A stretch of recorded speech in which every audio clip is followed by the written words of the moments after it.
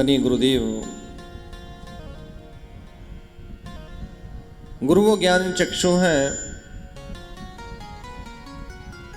जिन चक्षुओं के द्वारा जीवात्मा उस परमात्मा को प्राप्त करने का प्रयास करता है।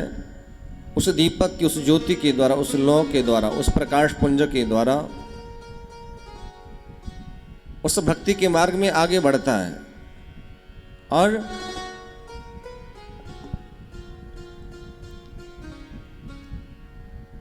ऐसी कृपा गुरुदेव की हो जाती है कि जीवात्मा उस परमात्मा से उस कृपा को प्राप्त कर लेता है।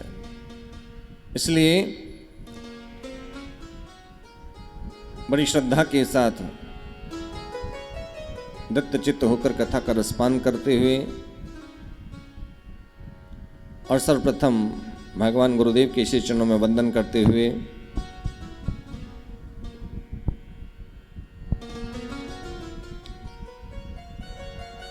भगवान सच्चिदानंद आनंद कंद भगवान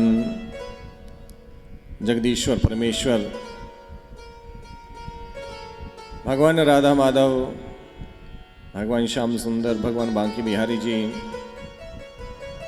करुणालय वरुणालय जगदीश्वर परमेश्वर सच्चिदानंद आनंद कंद भगवान करुणा के सागर करुणा निधान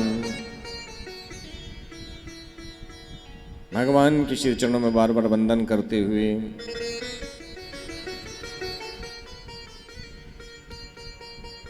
राधा रानी किशोरी जी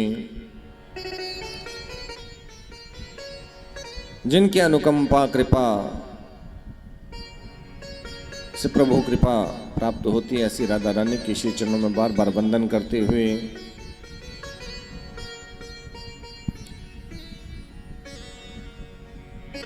तेनिम वांगमयी मूर्ति प्रत्यक्षा वर्तते हरे भगवान की वांगमय प्रतिमूर्ति श्रीमद् भागवत भगवान को वंदन करती हुई बोले भागवत भगवान की गंगा मैया का सुरम्य तट कल कल बहती मां गंगा पतित को भी पावन कर देती है।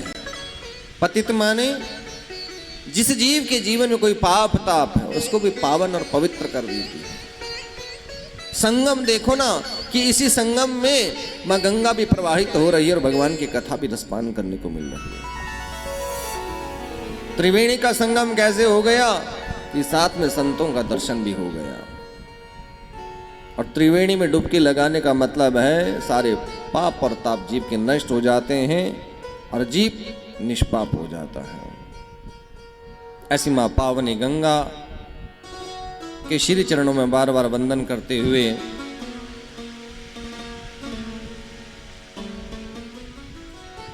इस प्रांगण में विराजमान और महादेव की तो ससुराल है कनखल, क्या है ससुराल। ऐसे देवों के देव महादेव भगवान महादेव के श्री चरणों में बार बार वंदन करते हुए जो आंगन प्रांगण में इस देवालय में विराजमान है। आशुतोष भगवान है, ये करुणा निधान है। राज राजेश्वरी जगजननी भगवती मातेश्वरी मां जगदम्बा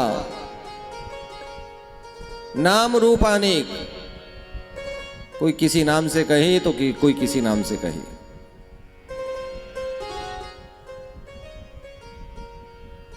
ये संप्रदाय हैं कुछ, कैसे जो भगवान शिव की उपासना करें वो कौन सा संप्रदाय, संप्रदाय के बारे में जानना।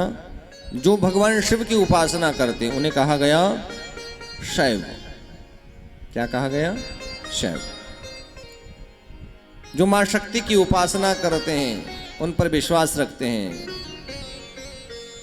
शक्ति की उपासना करने वाले जीव को कहा गया शाक्त। शाक्त माने शक्ति की जो उपासना करे। और जो भगवान विष्णु की उपासना करते हैं उन्हें कहा गया वैष्णव। तो संगम कैसा कि आज सभी देवी देवता यहीं विराजमान। इस तीर्थ में तो स्वयं सभी 33 कोटि देवी देवता वैसे विराजमान है। तीर्थ में पूजा करते हुए किसी देवता को आवाहित या प्रतिष्ठापित करने की आवश्यकता नहीं, स्वयं उस तीर्थ में वो सभी विराजमान है। आपके द्वारा किया गया पुण्य वो स्वयं स्वीकार कर रहे हैं। आपके द्वारा उनका नाम लिया गया तो उस नाम के द्वारा ही उन्होंने उस पूजा को स्वीकार कर लिया। ऐसी यहां विराजमान मां भगवती, मां जगदम्बा, उपरात शक्ति भगवती राज राजेश्वरी की श्री चरणों में वंदन करते हुए अद्भुत कृपा है मां भगवती की, शब्दों से अवर्णनीय, शब्दों से जिसका वर्णन ना हो सके।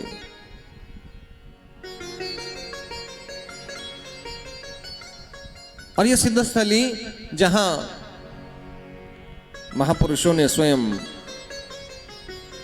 तप किया, मां भगवती की उपासना करी, इस स्थान को जागृत करने का प्रयास किया। मां गंगा के इस पावन तट पे इस सुरम्य स्थल को भी प्रणाम करते हुए, वंदन करते हुए उन सिद्धों को, उन संतों को, उन महापुरुषों को, महापुरुषों की रज ऐसी होती है, चरणों की रज ऐसी होती है, मस्तक पर लग जाए ऐसी ही रज तीर्थ की होती है। इस रज के महत्व, रज माने इस मिट्टी के कण कण का क्या महत्व है। यहां एक एक कण में उन सिद्धों का पुण्य, उन महात्माओं का पुण्य, उन महात्माओं का आशीर्वाद और स्वयं 33 कोटि देवी देवताओं का आशीर्वाद निहित है। जो इस भूमि को, इस माटी को प्रणाम करता है, समझ लो उस प्रणाम को करने से ही 33 कोटि देवी देवताओं को प्रणाम हो गया और उनका आशीर्वाद आपको प्राप्त हो गया। बोल सच्चिदानंद भगवान की। तो इस हरि